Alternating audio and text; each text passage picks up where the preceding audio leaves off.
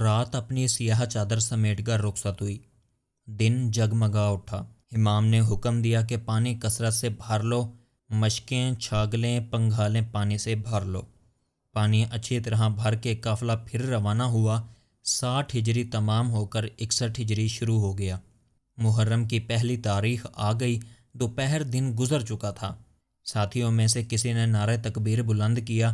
حسین رضی اللہ عنہ نے وجہ پوچھی تو پتہ چلا خرما کے درخت نظر آ رہے ہیں۔ اس کے معنی ہیں کوفہ قریب آ گیا۔ سب غور سے دیکھنے لگے۔ عبداللہ بن سلیم نے کہا، میں کئی بار یہاں آ چکا ہوں، خرما کے درخت اس جگہ پہلے کبھی نہ دکھائی دیے، کچھ اور ہی معاملہ ہے۔ امام نے کہا تو کسی تیز نظر سے کہو ذرا بڑھا کر دیکھے۔ امام نے کہا عبداللہ بن سلیم آگے بڑھے۔ مجھے تو گھوڑوں کی کنوتیاں نظر آ رہی ہیں، مجھے تو کوئی لشکر معلوم ہوتا ہے۔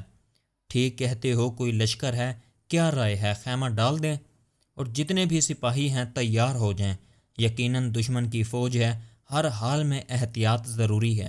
چنانچہ خیمے نصب کر دیے گئے اور سب چوکس ہو گئے۔ فوج قریب آئی تو معلوم ہوا حر بن یزید ریاحی ہیں، 1000 لشکر کے ساتھ قادسیہ سے چلے آ رہے ہیں۔ ساتھ میں جو پانی تھا ختم ہو چکا ہے، پیاس سے لشکر لبے دم ہو رہا ہے، جانوروں کا تشنگی سے برا حال ہے۔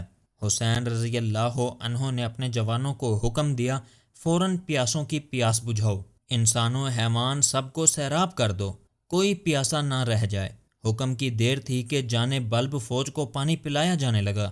کٹورے، بادے، چھاگل لے کر لوگ بڑھے، مشکوں کے منہ کھول دیے گئے، اونٹوں پر لدے پنگھال خالی ہونے لگے۔ 1000 سواروں کو پانی پلانا مذاق نہ تھا۔ حر ان کے ساتھ حسین رضی اللہ عنہ کی پیش قدمی کو روکنے کے لیے آئے تھے۔ سنا تھا ہزاروں کا لشکر حسین رضی اللہ عنہ کے ساتھ کوفہ کی طرف بڑھ رہا ہے۔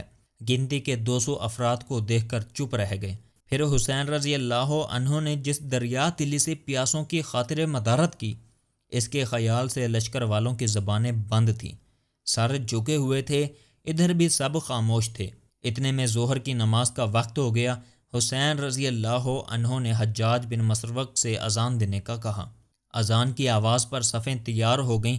حسین رضی اللہ عنہ بھی نماز کے لباس میں خیمے سے نکلے۔ بعد حمد و ثنا کے فرمایا، اے کوفہ والو، خدا حاضر و ناظر ہے، میں تمہاری طرف کسی نامناسب ارادے سے نہیں آیا ہوں، تمہارا دعوت نامہ پا کر ہی آیا ہوں۔ حر نے ادب سے دریافت کیا، کیسا دعوت نامہ؟ تم نے مجھے بلانے کے لیے خط لکھے، قاصد بھیجے کہ یا حسین آپ کو خدا کا واسطہ کوفہ آ جائیے، ہمارا کوئی امام نہیں، خدا کے لیے آ کر ہماری رہنمائی کیجیے، ہمارے دکھوں کا مداوع کیجیے۔ حر نے کہا، گستاخی معاف یا حسین، ہم نے آپ کو کوئی ایسے خط نہیں لکھے۔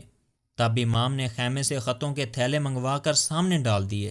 یہ دیکھو، میں تمہیں دھوکہ نہیں دینا چاہتا، اپنی آنکھوں سے دیکھ لو، ہم میں سے کسی نے ان میں سے کوئی خط نہیں لکھا، نہ ہمیں ان خطوط کے مضمون سے کوئی واقفیت ہے، یا تو کسی نے آپ کو دھوکہ دینے کے لیے یہ حرکت کی ہے، یا حکومت کے غداروں کی کارروائی معلوم ہوتی ہے۔ آپ کو معلوم نہیں، ان سب کا علاج کر دیا گیا، جو باقی بچے ہوں گے وہ بھی روپوش ہو گئے ہیں۔ خیر، اگر تم کہتے ہو کہ کوفہ میں میرا کوئی منتظر نہیں ہے تو میں کہیں اور چلا جاؤں گا۔ امام کی اس بات پر وہ لوگ نظریں چرانے لگے۔ امام نے کہا، خیر، نماز ظہر تو ادا کر لیں، حر تم اپنے لشکر کو علیحدہ نماز پڑھاؤ گے؟ نہیں، آپ نماز پڑھائیے، ہم سب آپ کے پیچھے نماز پڑھیں گے۔ چنانچہ سب نے نماز ادا کی۔ حسین رضی اللہ عنہ اپنے خیمے میں چلے گئے۔ حر کے لیے جو خیمہ نصب ہوا تھا وہ اس میں جا کر آرام کرنے لگے۔ وہاں ان کے کچھ ساتھی پہنچ گئے اور بات چیت کرتے رہے۔ حر کے معنی آزاد ہیں، مگر اس وقت وہ حسین رضی اللہ عنہ کے احسان کی قید میں تھے، ان کی زبان بند تھی اور کچھ کہتے بن نہ پڑتا تھا۔ اس کے بعد جب عصر کی نماز بھی سب نے ادا کر لی تو حسین رضی اللہ عنہ نے کہا، اگر کوفہ والوں کو میری ضرورت نہیں تو وہ میرے پابند نہیں، اس لیے میں کوفہ کی بجائے کسی اور طرف کا رخ کرتا ہوں۔ یہ کہہ کر انہوں نے کوچ کی تیاریوں کا حکم دیا۔ اب مجبوراً حر کو زبان کھولنا پڑی۔ مجھے قادسیہ کے حاکم نے اس لیے روانہ کیا ہے کہ میں آپ کو راستے میں روک کر آپ کو ابن زیاد کے سامنے حاضر کروں۔ حسین رضی اللہ عنہ نے نرمی سے کہا، حر، مجھے نجف چلا جانے دو، اس میں تمہارا کچھ نہیں بگڑتا، نجف جانے کی اجازت نہیں۔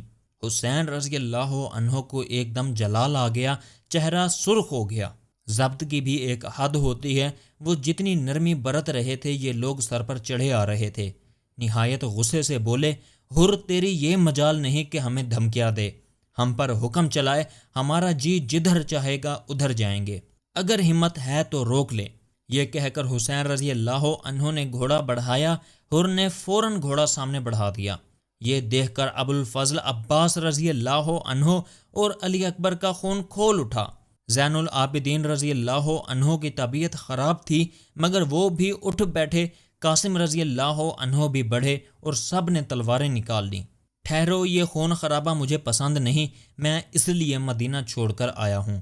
پھر حر سے بولے، ان نوجوانوں کا خون گرم ہے، ان کے منہ نہ لگو، اگر میری جان لینے کی غرض سے آئے ہو تو وہ دوسری بات ہے، ہم کو کسی کی جان لینے کا حکم نہیں۔ آپ کوفہ جا رہے تھے، چلیے ہم کوئی مزاحمت نہ کریں گے مگر ہم ساتھ چلیں گے۔ نہیں، اب ہم کوفہ نہ جائیں گے، ہمارے دل میں جو کوفہ کے بارے میں مغالطہ تھا وہ دور ہو گیا، واقعی اب ہمارا وہاں کوئی منتظر نہیں، ہم جان بوجھ کر موت کے منہ میں نہ جائیں گے۔ سب نے یک زبان ہو کر کہا۔ کوفے کے علاوہ اور کسی رخ جانے کا حکم نہیں، اور حضور آپ کہاں تشریف لے جائیں گے؟ واپس مدینے نہیں جا سکتے کہ راستے میں لشکر بڑھتے چلے آ رہے ہیں، آپ جدھر بھی جائیں گے آپ کو حلقے سے نکلنا نصیب نہ ہوگا۔ ایک بات عرض کروں؟ امام نے اجازت دی، ضرور۔ مجھے صرف اس صورت میں آپ کے ساتھ رہنے کا حکم ملا ہے کہ آپ کوفہ جا رہے ہیں یا مدینہ کی طرف واپس لوٹیں۔ اگر آپ کوئی ایسا راستہ اختیار کریں جو نہ مدینہ جاتا ہو اور نہ ہی کوفہ، تو ایسی صورت میں مجھے کوئی احکامات نہیں ملے، اس لیے میں خاموش رہوں گا۔ اس طرح آپ بھی زحمت سے بچیں گے اور میرے اوپر بھی الزام نہیں آئے گا۔ زحمت سے بچنا تو اب ممکن ہی نہیں، ہمارے لیے تو ہر چہار طرف مصیبت ہی مصیبت ہے، لیکن تم ٹھیک کہتے ہو، ہم قادسیہ اور عزیب کے راستے سے بائیں رخ کی طرف چلے جائیں گے۔ یہ کہہ کر مختصر قافلے نے ادھر کا رخ کر لیا۔ حر نے کوئی مزاحمت نہ کی، ساتھ ساتھ چلتا رہا۔ راستے میں بڑے دکھ سے بولا، دیکھیے میں آپ کو خدا کا واسطہ دیتا ہوں، آپ اپنی اور اپنے اہل و عیال کی زندگی پر رحم کیجئے، اگر آپ نے جنگ کی تو آپ یقیناً قتل ہوں گے۔ کیا تم مجھے موت سے ڈرانے کی کوشش کر رہے ہو؟ ذرا سوچو تو، اس سے زیادہ تم کر بھی کیا سکتے ہو کہ مجھے قتل کر دو؟ حر، موت تو ہر انسان کو ایک دن آنا ہی ہے، ہمت سے موت کا مقابلہ کرنے میں کوئی نگو آر نہیں۔ نیت میں سچائی ہو، اپنا ضمیر اجازت دے تو موت کے خوف سے قدم نہیں لڑکھڑانا چاہیے۔ حر نے سر جھکا لیا اور کوئی جواب نہ دیا۔ قافلہ راستہ طے کرتا رہا، حر بھی ساتھ چلتا رہا۔ جب نینوا کی سرزمین پر پہنچے تو ایک مسلح سوار کوفے کی جانب سے آتا دکھائی دیا۔ سب رک کر اس کا انتظار کرنے لگے۔ وہ قریب آیا تو اس نے حر اور اس کے افسروں کو سلام کیا۔ حسین رضی اللہ عنہ کی طرف کوئی توجہ نہ دی۔ قاصد حر کے لیے ابن زیاد کے پاس سے ایک پیغام لایا تھا۔ خط میں لکھا تھا، تم کو حکم دیا جاتا ہے حسین کو آگے بڑھنے سے روک دو اور ان کے قافلے کا رخ نہایت ہوشیاری سے ایسے مقام کی طرف موڑ دو جہاں آب و گیا کا نام نہ ہو اور پناہ کے لیے کوئی قلعہ بھی نہ ہو۔ یہ قاصد تمہارے ساتھ رہے گا یہ دیکھنے کے لیے کہ تم ہمارے حکم کی تعمیل میں کوئی کوتاہی تو نہیں کرتے۔ خط سے معلوم ہوتا تھا کہ ابن زیاد کو حر پر مکمل اعتماد نہیں، وہ اس کی طبیعت کی نرمی سے ڈرتا ہے، یا شاید اس زمانے کا دستور ہی بن گیا تھا کہ کسی پر پوری طرح اعتماد نہ کیا جائے۔ خریدا ہوا انسان شاید کسی اور کے ہاتھوں زیادہ داموں میں بک جائے یا کسی اور دماغی کمزوری کا شکار ہو کر غلطی کر بیٹھے۔ افسروں کو ایک دوسرے کی جاسوسی پر تعینات کر دیا جاتا تھا۔ حر حسین رضی اللہ عنہ کی عظمت کا قائل ہوتے ہوئے بھی دنیا کا بندہ تھا۔ وہ اپنے مستقبل کے خیال سے ابن زیاد کی مخالفت ہرگز پسند نہیں کر سکتا تھا۔ ہزار مجبوری اور لاچاری کے باوجود اس پر ابن زیاد کے حکم کی تعمیل لازم تھی۔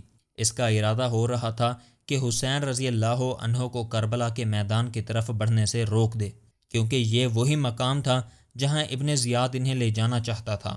اس نے اپنے دل پر جبر کر کے انہیں آگے بڑھنے دیا۔ قاصد نے بھی اپنی خوشنودی کا اظہار کیا اور قافلہ بڑھتا رہا۔ کیسی بھیانک رات تھی، چاروں اور اندھیرا چھایا ہوا تھا، ہاتھ کو ہاتھ سجائی نہ دیتا تھا۔ لکو دک بے رحم و بے مروت صحرا، بنجر چٹانیں، اجار ٹیلے، کوئی آدم نہ آدم ذات، نہ یہ خبر کہ راستہ کدھر ہے۔ جنگی جانوروں کی دھاڑیں سن کر بچے سہم جاتے تھے، ماؤں کی گودوں میں منہ چھپائے بلک رہے تھے۔ مائیں آیتیں پڑھ پڑھ کر دم کر رہی تھیں، گرمی تھی کہ علامہ، مگر آل محمد صلی اللہ علیہ وسلم نے ہمت کا دامن نہ چھوڑا۔ منزلوں پانی کا نام و نشان نہ تھا، بیشتر پانی حر کی فوج کو پلا دیا گیا تھا۔ اگر پانی دینے کی بجائے حر کے پیاسے سپاہیوں پر ٹوٹ پڑتے تو منٹوں میں صفایا کر دیتے، مگر رسول خدا صلی اللہ علیہ وسلم کے نواسے کو تو ایسی بات سوچتے ہوئے بھی کراہیت آتی تھی۔ صبح تڑکے سے سورج اپنا عذاب برسانے لگا، ہوا دم بخود تھی، پسینے میں شرابور ہو رہے تھے، پھول سے چہرے جھلسا کر کملا گئے تھے۔ گھوڑوں کی پیاس سے زبانیں نکل پڑی تھیں۔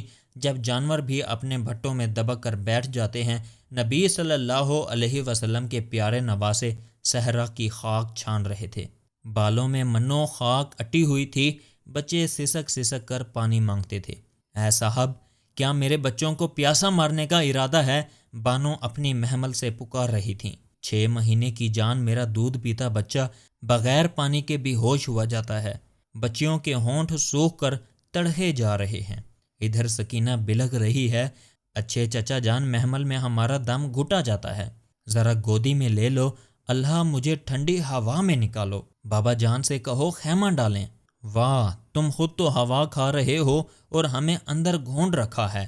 بچوں کی آہو زاری سن کر حسین رضی اللہ عنہ کا کلیجہ مسوس کر رہ جاتے تھے۔ محمل کے اندر پھر بھی سایہ تھا، باہر تو سورج جیسے سوا نیزے پر اتر آیا تھا۔ بس اولاد کی قسمت میں باپ کی طرف سے ورثے میں دکھ ہی دکھ ملے ہیں۔ پیغمبر خدا صلی اللہ علیہ وسلم نے دنیا کو سلامتی کی راہ دکھائی۔ آج ان کی اولاد ان کی امت کے ہاتھوں لکو دک صحراؤں میں یوں صحبتیں اٹھا رہی تھی